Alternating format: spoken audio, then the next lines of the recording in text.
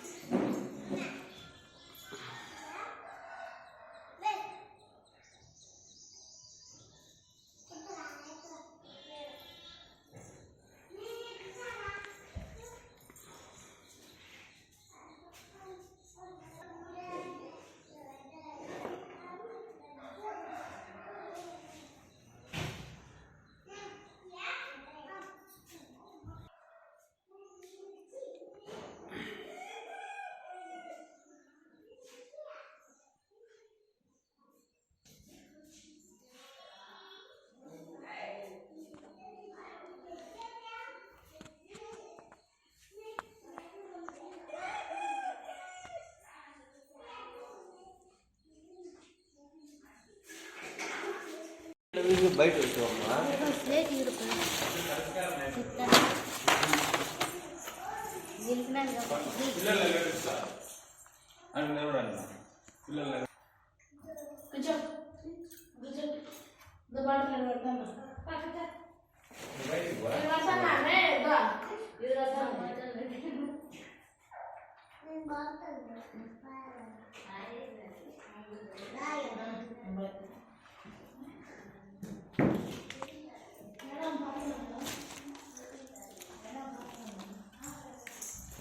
Date అని ఎవరు చూడ ఎవరికన్నా పిల్లలు తెచ్చుకొని ఇంట్లో పనులు చేస్తాను.